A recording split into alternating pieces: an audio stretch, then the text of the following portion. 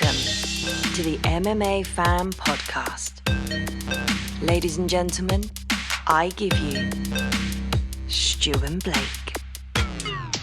Hello and welcome to the MMA Fan Podcast. I am Blake Harrison, and joining me as ever on a bright, early Friday morning is Stu Whiffin. How you doing, mate? Not bad, not bad. He's early, isn't it? It's before 8 o'clock, yeah. We've gone early on this one. My wife needs a laptop, so we need to go early. You look like you've already been in makeup this morning. You look good. Oh, have I realised that you can put filters on Zoom so that you don't look like you're about to die from being super pale? Then yeah, I've just done it. Cinnamon, mate. Get on the cinnamon. Cinnamon? Oh, I am all over that. Cinnamon. Oh, yeah, there you go. I'm a little disappointed with my video. I bought a really nice webcam. Yeah, you look a bit weird. And I look a little bit kind of washed out because the light makes everything just really weird in here. But like I say, the sun's not come up yet. It's still a little bit grey out there. So I'm hoping as the podcast unfolds, we get a bit more natural light for those that are watching. And those that are watching, we should say thank you because the YouTube channel's really growing, isn't it? Yeah, we're getting loads more subscribers now, which is great. I think the UFC 286 fight week did us a lot of favors because we were in and amongst it. And thank you to everyone that's come over, subscribing on YouTube, watching the videos, and equally has gone to the podcast as well. So thanks very much. Yeah, absolutely. Huge thanks. If you could give us a little review or a little 5-star rating, or, if you haven't subscribed, hit the subscribe button. I like doing stuff like that, and it's like, oh, please help us. Please do a little review. Please order 5 stars. It makes us go up the rankings and blah, blah, blah, blah. We've made it really easy because we've just dropped a little link tree in our bio for everything we do. So if you go to Instagram, Facebook, or Twitter, just click that link, and then it just gives you a one-stop shop for everything. You could just go and find whatever platform you want to listen to your podcast on. If you've not watched us on YouTube yet, just click that and it'll take you to the YouTube channel. And so it's nice and easy. Wherever you just search MMA Fan Podcast, there'll be a little link tree link that'll take you to anywhere you need to go. Should also say before we get on with it, we recorded another one a couple of days ago. We got to sit down with not just Jack Shaw. We had Jack back on, which is always a pleasure, but he brought Daddy along. We had Richard Shaw as well. Yeah. And, we had Richard Shaw and Jack Shaw. What a chat that was. That was lovely. It was really nice. So we were talking a lot about how Richard started off in MMA. Obviously, the kind of the difficulties between the trying to balance that fighter-coach dynamic with the father-son dynamic that already exists and stuff like that. And it was quite fascinating. It was really interesting to kind of watch them both have differing opinions on things. And it was a really lovely chat. Absolutely. Anyway, that'll be coming very soon. So as Blake said, subscribe and you won't miss that one. Another thing I just want to touch upon was something that really blew my mind. Former guest Stevie Ray put a post out alongside his wife, trying to raise £100,000 to enable his daughter to have brain surgery. And seeing the MMA community go to work within 24 hours, that money was raised, was incredible. It was really lovely. I'm not going to lie. There's been a few moments over the last few weeks that I've been disappointed in some of the fighters that I follow or some of the rhetoric on, like, when you see MMA Twitter talking about something. And I would say that there's a few things going on at the moment where I disagree with a lot of what fighters and other people in some of the MMA media space or whatever are thinking regarding kind of the LGBTQ community or just politics in general, but to see everyone come together and just help out Stevie Ray and his family and his daughter, because I think it was some form of epilepsy. She was having multiple seizures. I read what Natalie Ray, his wife, was putting down. And I swear it didn't take long. And they got £100,000 together. We put it up on our socials. I donated as well. But I mean, there was one massive donation I saw that was Dana White threw in 10 grand in there as well. So well done to everyone. Whether I mean, look, well done to Dana for donating so much money. But if you were one of the people that either saw it on our link or saw it on Stevie's and you donated £1, well done to you as well, because it's all just contributing, and it's whatever you can afford to give to someone you probably don't even know, but your heart goes out to any family that are suffering in that way. So best of luck to Stevie, Natalie, and the rest of the family. I hope that they get the treatment that their daughter needs, and yeah. Right, we're here today to discuss UFC 287. We touched upon a few scraps with Lerone Murphy on an episode a week or so ago. Go check that one out if you haven't already. We get Lerone's thoughts on a few of these fights. But today, me and you are going to do a deeper dive into the card. And I guess we need to start at the top with this one, right? Oh, my God, yeah. I can't wait for this fight. It's so intriguing.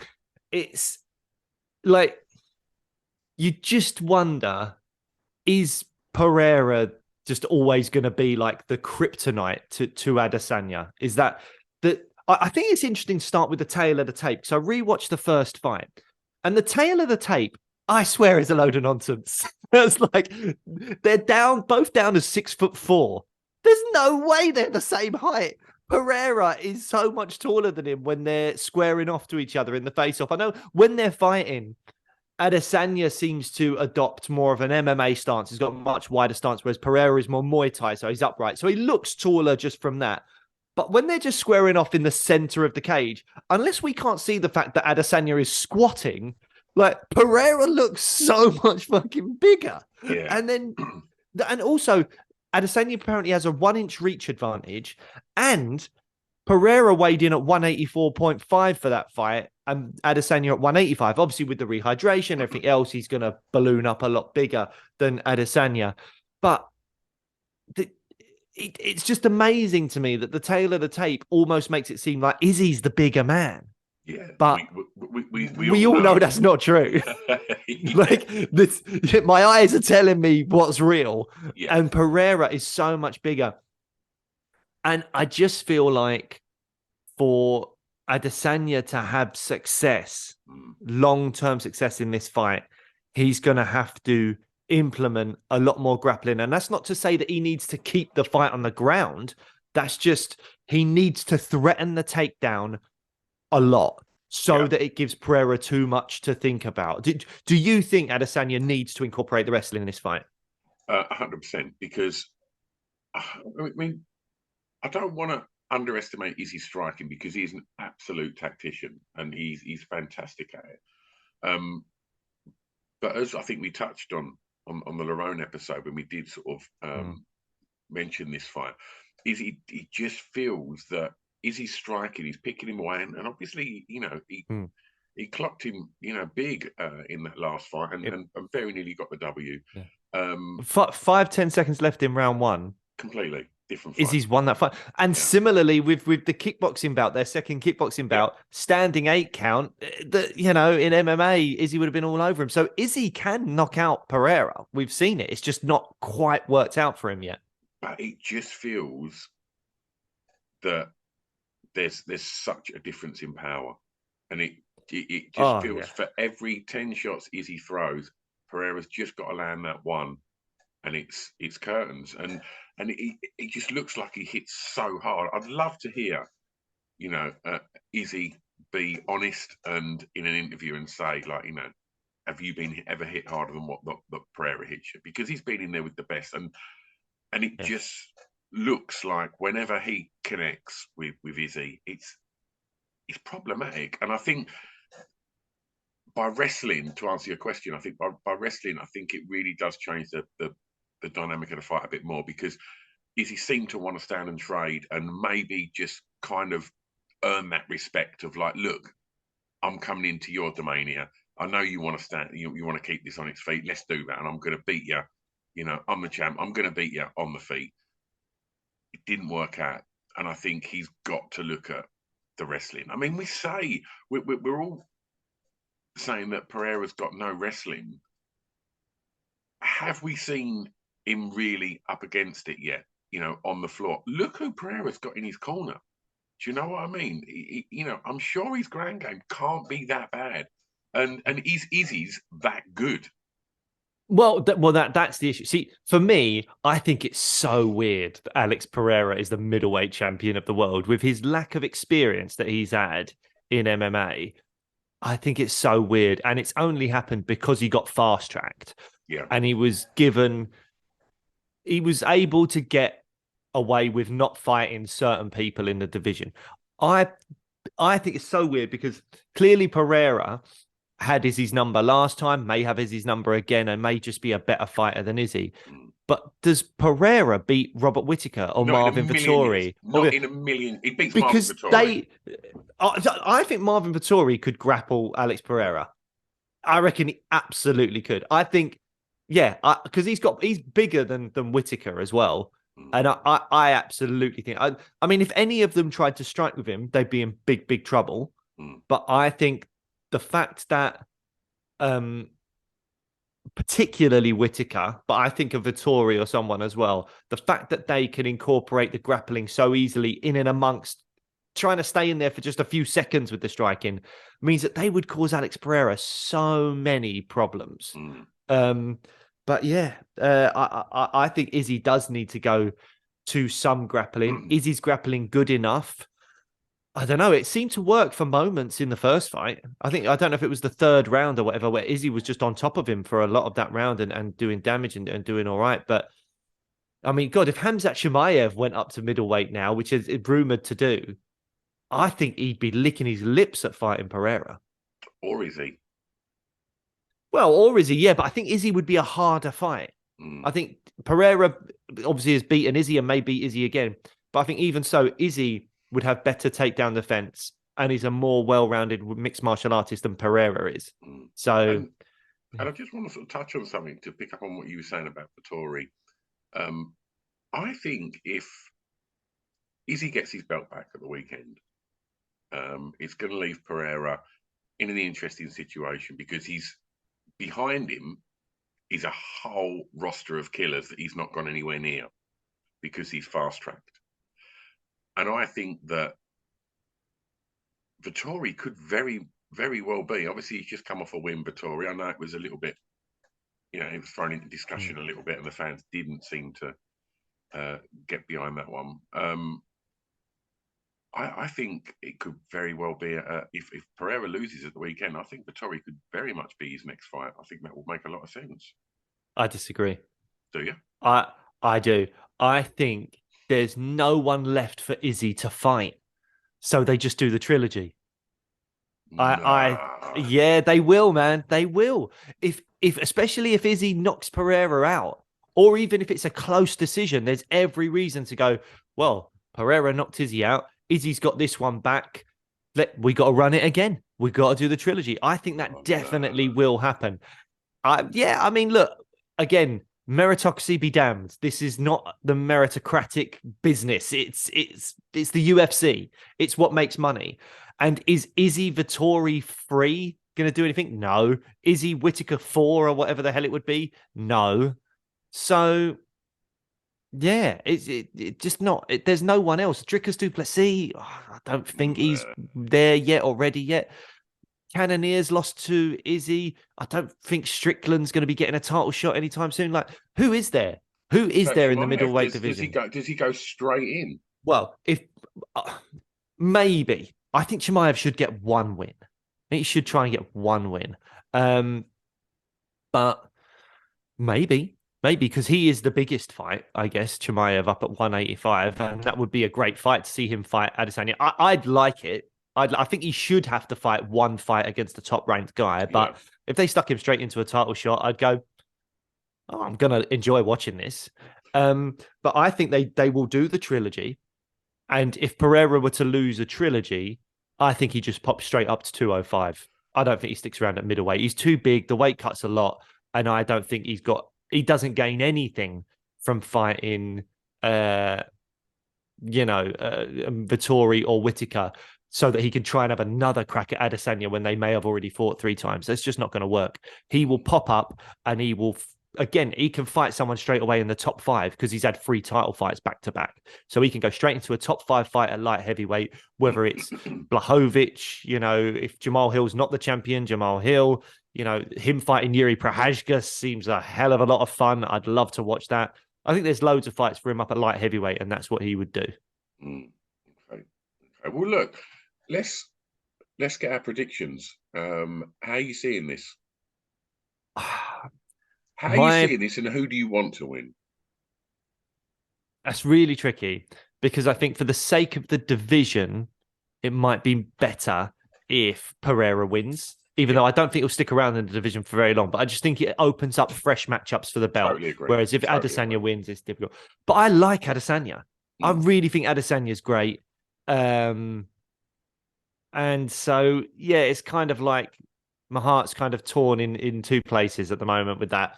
But I think that as much as Izzy might incorporate the wrestling and as much as Izzy, I think he's actually a better striker than Pereira. Izzy is technically better than Pereira. That power, man. You just can't. He took him out in round 5. Like, that power is still there in round 5. Is he technically a better striker? Yeah, I think so. Yeah. I think he's sharper, quicker. Yeah. 100. I think so. I think Izzy outstruck Pereira. I think Izzy as I say, I think in kickboxing matches, stuff like that, you can see Izzy's the better fighter. He just doesn't have the power, and that power means so much. It just means so much. And I think Pereira will get it done again, and I think he will probably stop him again. I just don't think Adesanya can survive for 5 rounds because, like we said when Lerone Murphy was there, Izzy needs to fight a perfect fight for 25 minutes. He needs to constantly be skirting around the outside of the cage. And you remember that first fight. Anytime Izzy was skirting around the edge of the cage, Pereira was just coming forward. And it got tense. You were like, oh my God, he's going to catch him. And Izzy would land a couple of strikes and then move away, dip one way, go the other way, all that kind of stuff just to get away from Pereira. But Pereira was hunting him. The entire fight, it was hunting him down. And I just think you can't survive for 25 minutes when that man is hunting you down.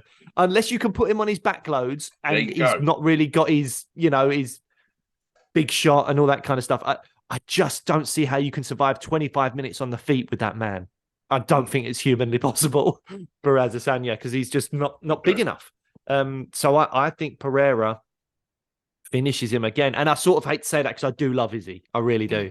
But I think Pereira could get it done again. And then where does Izzy go from there? Maybe we talk about that in a bit. But what's your prediction? What's your prediction for the fight? I'd like to see... I'm a big fan of Izzy. I think he's been a great champ, and he's always. I say he's always been exciting to watch. He hasn't always been exciting to watch. No. He's there's been a few fights where he's sort of, and I say that with the greatest respect, sort of coasted for want of a better description. Yeah.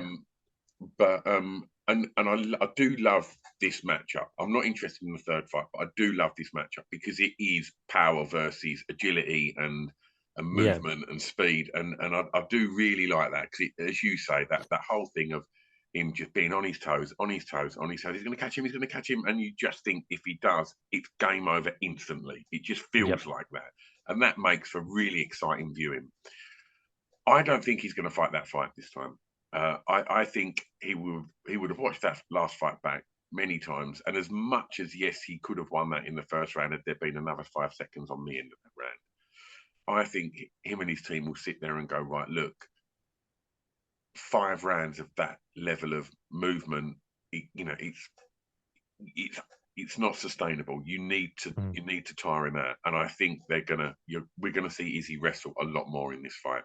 And I think he will wrestle him. I think he will tire him, and I think Izzy will stop him. Do you think Izzy will get a sub? Yeah, no, not necessarily a sub, but I think he'll wear him out. And I think maybe then he'll knock him out. I don't know if he'll get a sub. Possibly. Oh, that'd be a great shout, though, wouldn't it? Has Izzy ever got a sub? Ooh, I need to look this up. Great shout. Let's have a look. Yeah, I'm not too sure.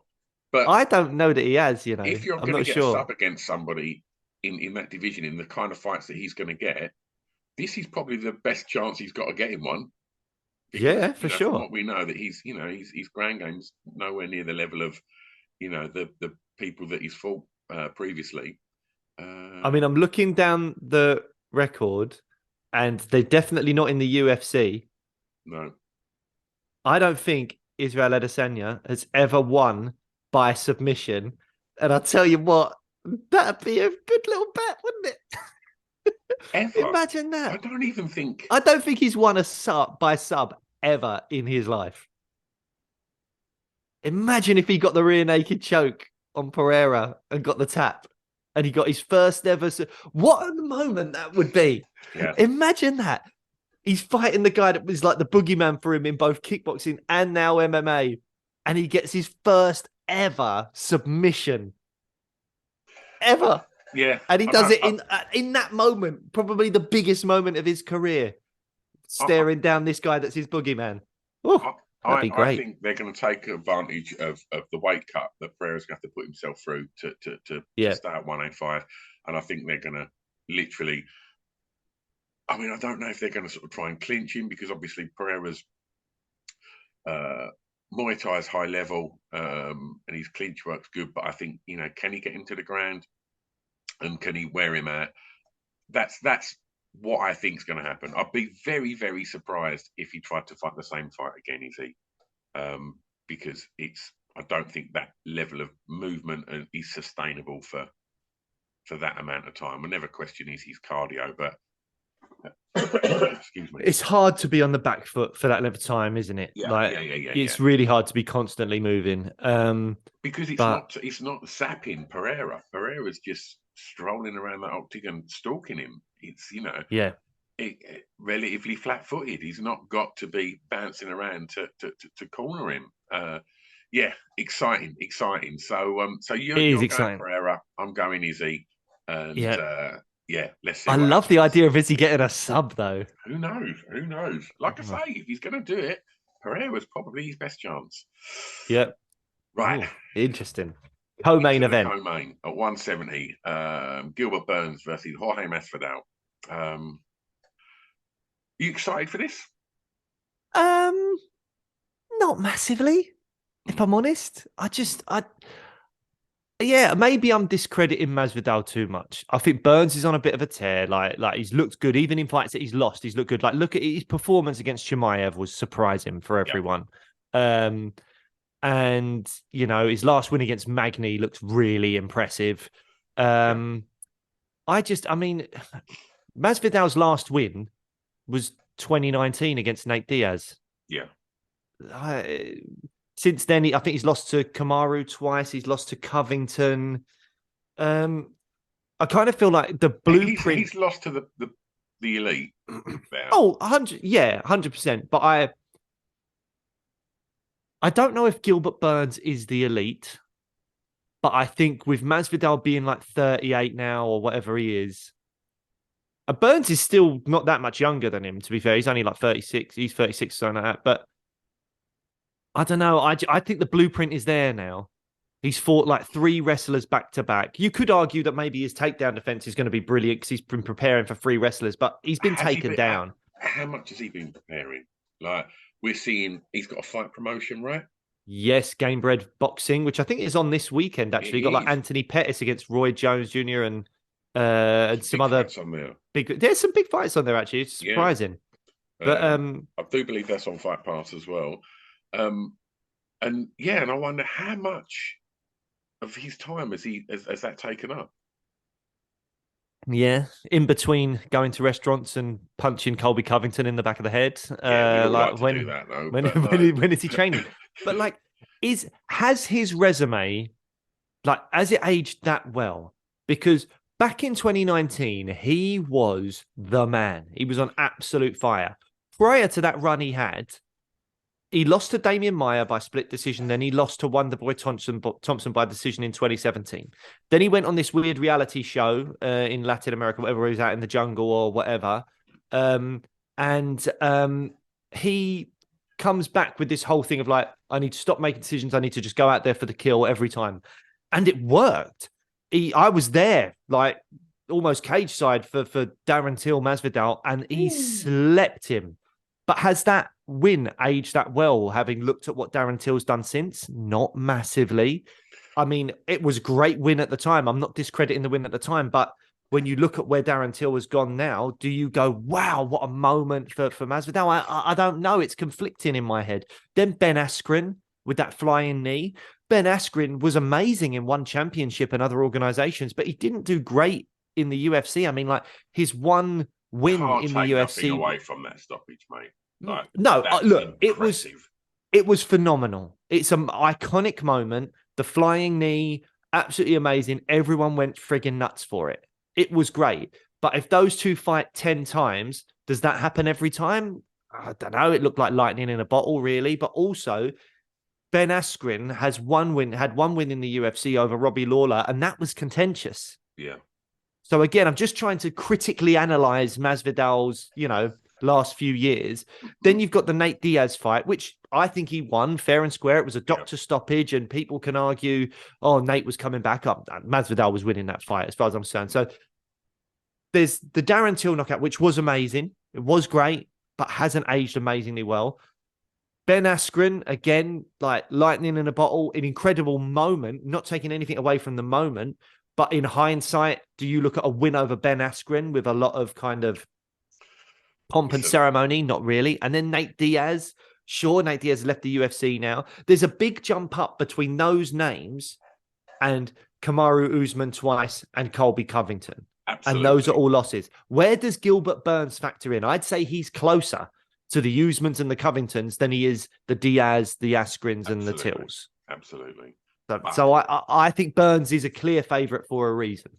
Completely. But listen, Jorge Masvidal, when you've got that knockout of Darren Till on your highlight reel, and then you've got one of the most exciting knockouts in the history of the UFC, right, over Ben Askren.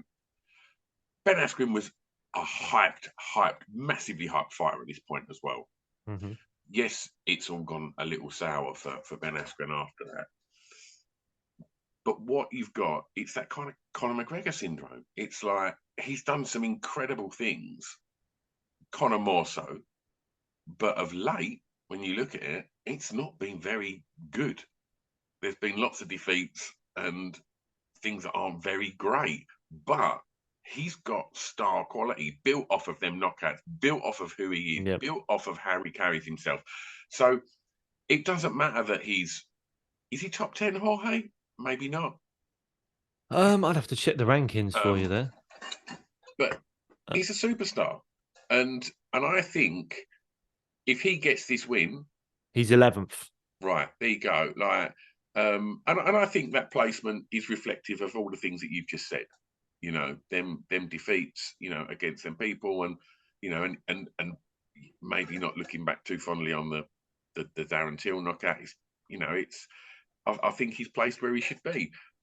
However, if he gets a win over Gilbert Burns, and I know there's just constant talk that Dana's confirmed that it's going to be Colby versus Leon next. Yeah, I don't know. For me, the Jorge Masvidal Leon Edwards fight is a way more exciting fight for the fans.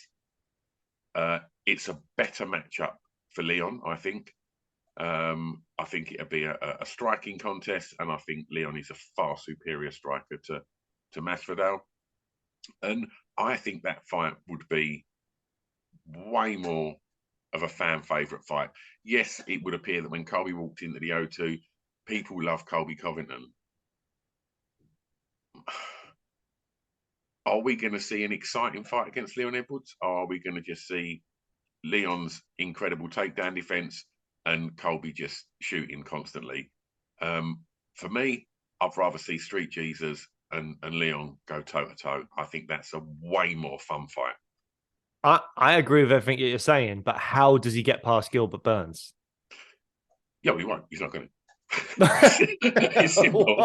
What's the fucking point of all of that? Yeah, I just wanted to get that off my chest, but because I want to see Leon fight Jorge, and I don't want to watch Leon fight Colby Covington. But I think I'd rather see that wrestling. Too. He's gonna, like you say, he's far more closer to your Usmans and your Covingtons, and he's wrestling solid. And I think, well, that's the thing. He's one of those jiu-jitsu guys that his work on the ground. If this goes to the ground, Masvidal's in big trouble. Yeah. Because Gilbert Burns' jiu-jitsu is second to none. He's absolutely fantastic.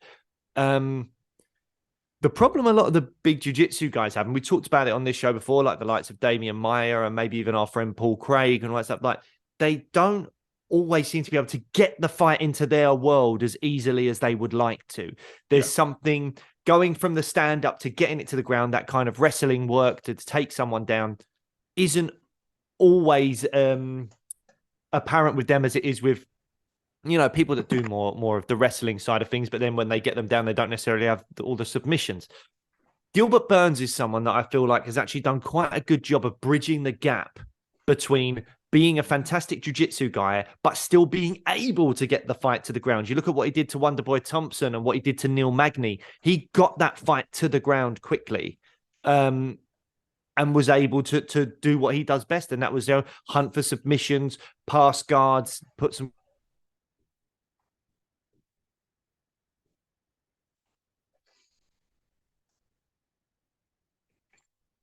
Masvidal has been training for those guys in his last 3 fights or whatever. So Masvidal's takedown offense, just think that Burns will still be able to get it to the ground. And once he does, Burns is far more lethal with his submission game than Colby or Kamaru ever have been. So that's why I think I'm going to see a submission from Gilbert Burns here. I think that's probably the obvious thing to go for, but I think that's the likely thing to happen. Yeah, I kind of agree with that. And so, Gilbert Burns gets this win. What does it do for Gilbert Burns? Well, he keeps his 5th place spot in the rankings. I don't know, man, because really he should be going, surely I'm due a title shot now. But I don't think so. I mean, looking at it, so if we go with what Dana said, Covington is fighting Leon. Bilal Muhammad is meant to be in negotiations to fight Shavkat Rakhmonov. How true that is, I don't know. Gilbert Burns, could he fight Kamaru Usman again? I don't know. Maybe you try and get that one back, but it doesn't do a huge amount. He's already beaten Wonderboy Thompson. He's already fighting 11th ranked Masvidal behind him. Does he have to fight someone behind him in the rankings again? And it would be like, I don't know. It's a tricky one. Bilal and Shavkat isn't confirmed yet, as far as I'm aware. So maybe Bilal might try and go, oh, I'd rather fight Usman or maybe Burns or something like that, and he can get that one. But it's really tricky for Gilbert Burns because if Chimaev move, he's obviously already lost to Chimaev, but Chimaev will probably move up in weight. So there's not really a huge amount Burns can do other than maybe try and get the win back against Usman. But does that interest Usman? I don't know, man. It's a really, really interesting one. I don't know where he goes from here. I mean, if we saw Gilbert Burns pull off a spectacular KO of Jorge, then maybe his stock would go up a little bit. He would become more of a sort of fan favorite. Not that fans are not big fans of Gilbert Burns, but he's not got Jorge Masvidal level interest, and the casuals aren't huge Gilbert Burns fans, whereas everybody knows who Jorge is. I think maybe a big win over Jorge could push his stock up a little bit, and all of a sudden might be more exciting fights. But I think so. I think it's just he is in a really tricky spot because Dana's just digging his heels because the winner of this fight, whether it's Burns or Masvidal, could have an argument to go, come on, let me fight for the title next. But Dana White seems to be digging his heels in. It's going to be Colby Covington. I still don't understand why. Someone in the media asked him a question recently about why Colby deserves it. And he's like, oh, well, he weighed in and was the backup fighter. And they were like, oh, but he sat out for a year. And Dana was like, well, Leon sat out for 2 years and he got his shot. And it's like, well, no, Leon didn't sit out for 2 years. He was scheduled to fight Tyron Woodley. And then the pandemic happened. And then there are multiple fights that fell through for him, including Jorge Masvidal. And I think 3 fights with Khamzat Chimaev, where Leon, I think, signed the contract 3 times to fight Khamzat Chimaev. he was ill with COVID once, and Chimaev was ill with COVID twice. Once was very serious, and if you remember, I think Chimaev said he would have to retire because it was such a serious reaction he had to COVID. And then I think, they tried to rebook the fight, and that didn't happen again. So Leon had loads of bad luck. And then there was the no contest with Bilal thrown in there, a fight with Nate that got cancelled and then rescheduled, and then the fight happened. Like, Leon did not sit out for 2 years. Leon was trying to fight. Colby has sat out for a year. And Dana White says, well, that's because Masvidal jumped him and he was suffering the injuries of that. It's fuck off. Come on. Yeah, do you know what I mean? It's like he was doing the whole lawsuit thing. He knew he couldn't book a fight because of the lawsuit. And now I'm assuming the lawsuit's gone because he's booking fights and he's weighing in for things and stuff. So I don't know, man. I don't understand the Colby thing. I don't know. I don't think he's as big of a star as everyone or as the UFC think he is, but maybe I'm wrong. Bilal Muhammad is the guy that I've been saying for a while really should be getting the shot, but I appreciate that not many people clearly want to see that. We had some comments on our socials when we mentioned that Bilal's got the kind of, you said the Leon's passed him the bad luck baton, and now Bilal's there having to fight the Shavkats and all that stuff. And there were comments underneath just saying, well, yeah, but he's boring and stuff like that. And I'm like, well, I guess I don't find him that boring. I mean, I know that his fight style isn't overly exciting, but it was like his fight with Sean Brady was all right. He's very good wrestler. He's, he can be funny on social media. It's like, yeah, he's not got one of those personalities that really jumps off the page, but I don't know. I'm all for guys like that. We mentioned this to Jack and Richard Shaw the other day. I love people like Jack Shaw. I love people like Corey Sandhagen and Robert Whittaker and Arnold Allen. I love those guys. All four of their fight styles are good and exciting. Yeah, like the people you've just mentioned. And I do understand that Bilal's fight style is not the most electric, but it's effective. And it's so effective that, it's given him, the record that he's got now. And by rights, he should be knocking on that door for that shot, 100%. But like you say, it's a business. And for every Bilal that's tearing through these contenders, you've got a Jorge Masvidal just kicking back, setting up a fight organisation whilst kind of lingering just outside the top 10, but will fast track to anything because he's Jorge Masvidal. Anyway, moving on. So we both agree that Gilbert's going to win this, right? I believe so, yeah. I mean, it'd be great for Leon, maybe, and great for the fans if Masvidal pulls something out the bag. But I can see Gilbert winning this quite easily. So we've got, moving on next, Adrian Yanez, who's on a tear at the moment. He's fighting a fighter that I know me and you are both big fans of, Rob Font, at 135. How are you seeing this one going? I'm really excited for the Izzy Pereira fight because I just think the tension, the stakes is all going to be really, really interesting and exciting. 1 second. Just realized I plugged my laptop in ages ago, didn't turn the switch on. So I think I caught that just in time. But Yanez and Font, I think for me, could be the fight of the night.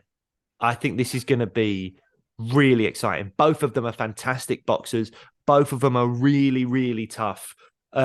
Yanez hasn't lost in about 4.5 years. But he's not fought anyone to the level of Rob Font yet. Font, as you know, Font, Cheeto, Jose, Garbrandt, Morales, Ricky Simon, like high level. Jose Aldo. I did say Jose, yeah. Oh, sorry, man. I didn't know you were on first name basis with Jose Aldo. Yeah, he fought Big J. Big J. Big J, the A-Dog. Yeah, it was a great the A-Dog, yeah. Did you go round to his for drinks afterwards, did you? Yeah, mate. We rolled.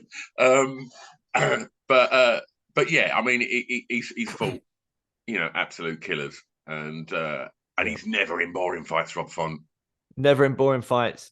I suppose it's like, who would you rather be? The guy with the experience of fighting these top level guys, even though some of them are losses, or the guy that is just on an absolute tear? And as I say, confidence is going to be so high, hasn't lost in 4.5 years. Yanez's boxing is so good. Rob Font's boxing is really good. I really think this is going to be fascinating. I think they're just going to be throwing hands the whole time.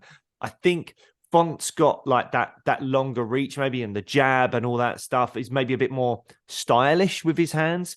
But Yanez, I think, will crack harder and is really good counter puncher as well. I think he slips punches well and comes back with stuff, takes him on the shoulder, all that kind of stuff. So yeah, I mean. Has Rob Font been injured? Because he's not fought for almost a year now.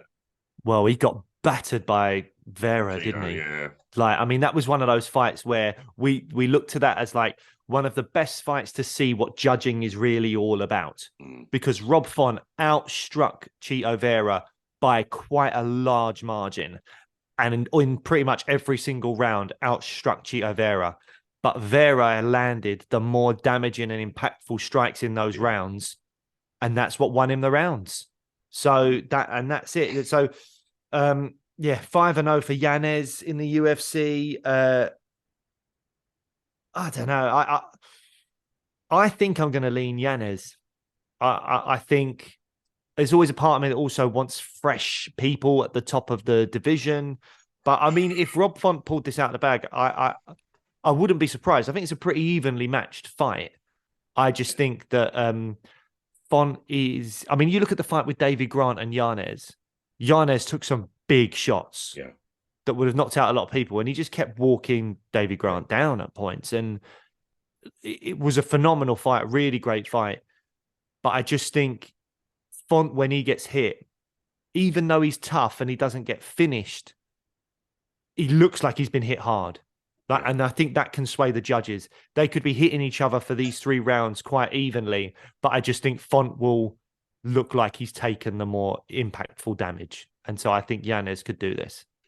You sort of touched on the fact that, you want fresh blood and things like that. I wouldn't really put Rob Font in that kind of veteran category yet. I still think he's, yes, he's fought, some real legends in Chito and Aldo. But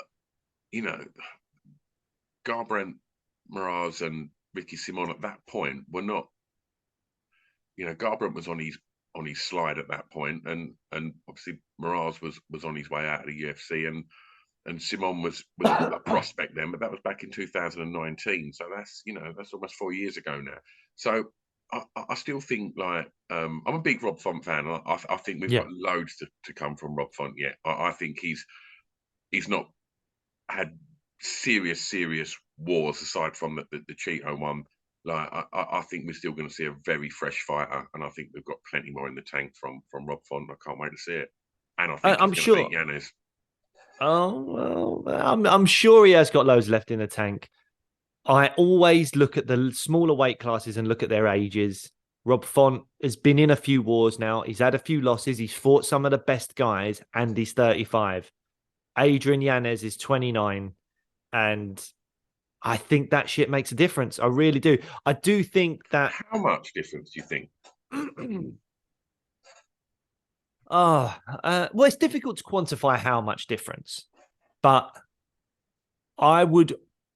If a guy is in the lightweight division or below, and they are 35, and they're coming off a couple of losses, and they're coming off some big shots as well, that Vera landed some really nasty big shots in that fight. I think I would always lean towards favouring the younger guy. I mean, granted, experience makes a difference. Like, maybe Yanez is not at that level, and we won't know until they get in there. But I just think from what I've seen of Yanez, granted, against lesser competition than what Font has faced, I think I see someone that's a very, very good fighter, and I think can hold his own with the top of the division. Is he elite enough to be the champ or to fight for a belt? I don't know yet. I think this fight will tell us a lot more. But I think he could definitely muck in there with the top 8 of the division and look good. So with that being said, and the fact that he's in his prime or approaching his prime, and he's got the confidence of a long win streak. Yeah, I've got to go Yanez. Rob Font's going to put on an absolute masterclass. I'm telling you. Decision win, Rob Font. Maybe we shall see. I think you get really upset that I talk about age a lot on this show recently. I think it just reminds you that your time has gone and you'll never be a champ. A contender. Come on. Oh dear. Right. Look, there's not. I've got nothing. There's some great fights. Let's clarify that. There's nothing left in the tank. Look, I thought you meant Ross, for this episode. Sorry, Raul Ross is Jr., right? And Paul Ross, is it? I said Paul, like, Raul. Paul Ross, wasn't he like the what's Paul the Ross horoscopes was guy? Brother. Was he the horoscopes guy? No, that was Russell Grant. No, Paul Ross was Jonathan Rossi's brother. Raul Roses Jr. I don't really know a lot about him. Obviously, he's a very fresh face, and he's a fresh face that Dana White seems to really like because he's main card above a lot of people that have got way bigger profile than him. But I'm not a fan of that. I know what they're doing, and I know that they're trying to build a star for the future. But I'm not a fan of giving the likes of Bo Nickel and Raul Rosas Jr. These main card spots over ranked fighters. You know, you got Kelvin Gastelum, Chris Curtis on this card. They're both ranked middleweights. Yeah. You know, it was supposed to be Michael Chiesa, Li Jingliang. That fight's fallen through, but Chiesa's a ranked welterweight. Like, what are we doing? It just seems weird to me. I don't like it. I understand what they're doing, but I'm not a fan of it. Yeah. I agree. I've not seen enough of him to pass comment. Obviously, people talk about his ground game's really good. Let's wait and see. And, only 18 years of age. Yeah. So he's got, I think the UFC are probably going to slow roll him and give him opponents he's likely to beat for a while, because that just makes sense to grow a fighter and not throw him in the deep end too soon. Hopefully that's what they do anyway. But yeah, I don't need to see it on a main card yet. Yeah. So there you go. Yeah. But yeah, other than that, Kevin Holland versus Santiago Ponzinibbio, I think this could be a really fun fight.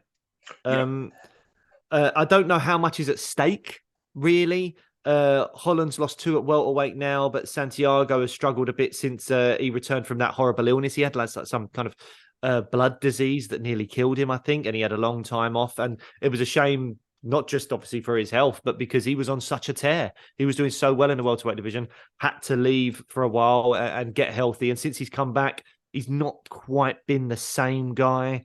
I mean, but he's not fighting fools, Jeff Neal, and Pereira, like, decent level fighters. Obviously, the recent win over Morono. But yeah, I don't see that there's huge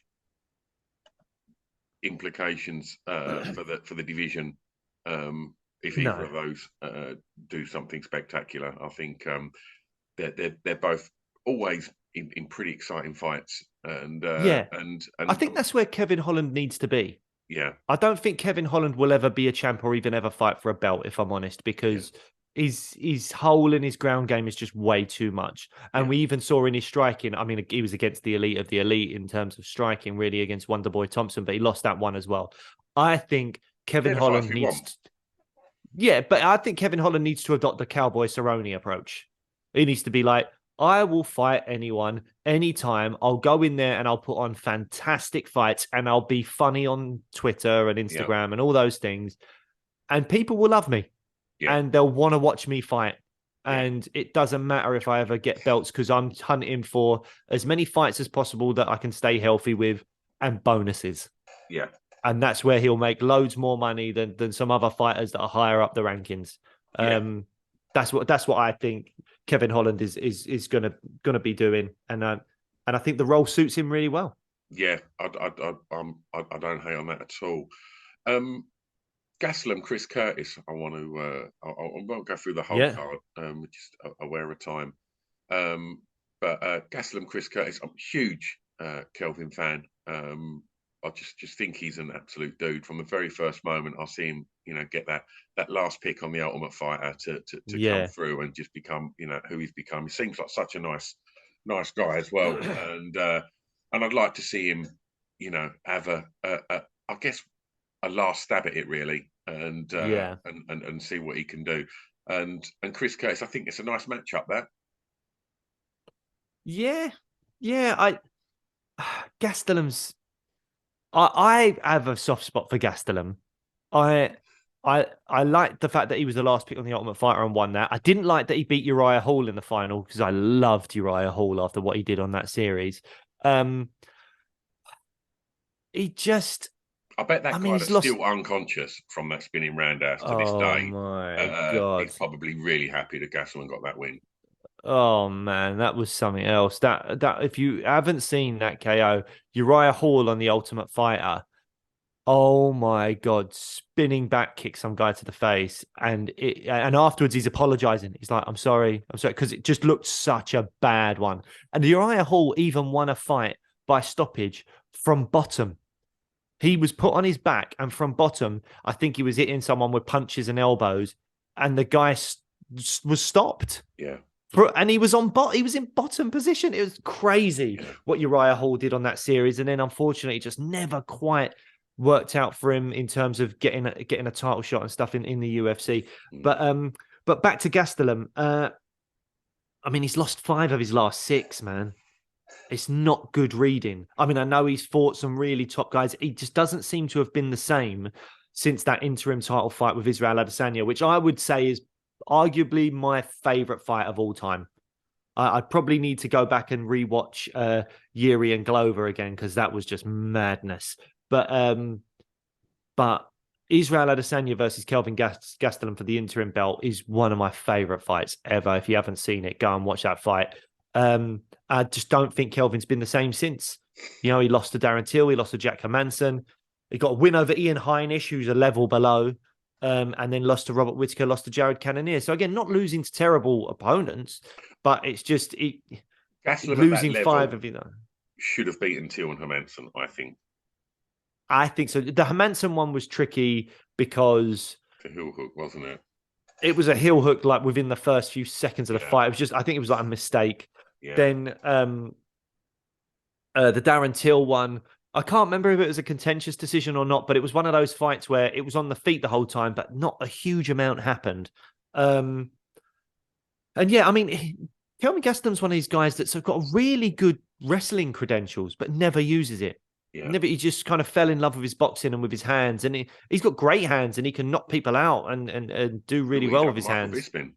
Look what he done to Bisping, absolutely. So, yeah, I don't know, but it's just not. I just don't think he'll ever get to that level where he's in like the top 5 or anything like that. But who knows? And Chris Curtis is a lovely story as well, because I think he retired multiple times, and he was in the PFL. Somehow got an opportunity to come to the UFC and has surprised everyone and done way better than people thought he would do. His only loss in the UFC was to Jack Hermansson, won 4 of his last 5. I feel on paper that Kelvin Gastelum is better and should win, but I don't know, because I think both of them are good wrestlers, so this should be on the feet. Yeah. And I think Kelvin's got crisper hands, but you just never know with Kelvin Gastelum, man. You don't know what Gastelum is going to turn up. So, yeah. Other fights on the card, Cynthia Calvillo versus Lupita Godinez at flyweight. I don't have much to say about that. Michelle Waterson against Luana Pinheiro at strawweight. That's 10th against 14th. Big step up for Luana. But again, I'm going to mention age. Waterson is now 37 on a 2-fight losing streak and only won 1 of her last 5. So I think Pinheiro will be the firm favourite in that one. And the only fight I that's left that I have any interest in massively talking about is friend of the show, Chris Barnett. Yeah, right. He's there. Always fun. Always a great fighter to watch. And also, he was a great chat as well. If you don't know anything about Chris Barnett, he's formerly known as Huggy Bear. He's about 5'9", but a heavyweight. He's a very round individual, but he is so positive, so much fun. And we had him on the show, and it was great. So go and check out the Chris Barnett interview we did in our archives, and check out some of his highlight reels, because this man throws spinning stuff. He does flips. He's so much fun to watch. So I really hope he does the business against Chase Sherman. I mean, just to touch on Barnett again, when you see him, you do not picture this guy knocking someone out with spinning kicks. No, It's the last thing you ever expect from him, and he done it, and it was spectacular. It was arguably not as spectacular as his celebration or his walkout. If you want to see a superstar in the heavyweight division, go and just Google Chris Barnett walkout or celebration, and why not throw in his little highlight reel of KOs as well? But yeah. Honestly, like somebody that can do a backflip and land on their ass with like their little Buddha belly just hanging over their shorts looks amazing, and he's such a dude. Go and check out the episode where we've had Chris on, because he was so much fun. Absolutely. Mean, all in all, we've got a great card this weekend. Real shame about Jing Liang getting injured and not getting the fight against Chiesa. So far Chiesa doesn't have a rescheduled opponent or anything like that. So I don't know if someone can step in at short notice that Chiesa would want to fight, or if it's a minor injury from Liang and they just rebook the fight for a few weeks down the line. I don't know. Who's fit that likes to wrestle at 170? That maybe that win would make it good for him to maybe get a title shot. What's fucking Cody doing? Sitting on his fucking ass, bitching about Jorge Masvidal. Why not fight Michael Chiesa? Great wrestling matchup. Get the win, and then call out Leon. Yeah. I mean, look, Colby, I think, should have to get a win under his belt, but it's happening now. I think we're going to have to just make our peace with it. It's happening. All right, I'll let Colby's got the shot. There you go. There you go. You never know. If Masvidal pulls out some kind of flying knee madness, who knows? And apparently they're coming back in July. Right. That's the rumor. July 22nd, the UFC's back in London. Rumored, not official, but rumored. Absolutely. We'll be back after the weekend with a post-fight show. As mentioned at the beginning of the show, we had a great chat with Jack and Richard Shaw. That'll be coming out very soon as well. We've got some other guests in the pipeline looking to come on. So we've got some great stuff coming your way soon. And if you're new to the podcast, go check out the back catalogue, because we have got well over 150 episodes now of some absolute cracking natters with so all of your favourite fighters. You know, we've mentioned Bisping on here, and we had a great chat with Michael Bisping. We mentioned Tyron Woodley. We've had Tyron on. We've had Volk. Oh, gosh, I'm trying to think. There's just go and have a look. Dan Hardy, Paddy Pimblett, Molly McCann, Jojo Wood, Arnold Allen, Jack Shaw multiple times. Yeah, we've had them all on. They're all there. And so go and get stuck into that back catalogue. We're on all the social media platforms. We're probably most active, I would say, on Instagram, but we are regularly posting on Facebook and Twitter as well. So go give us a follow there. Other than that, enjoy the fights at the weekend, and we'll see them on the other side, right? See you on the other side, guys. Bye.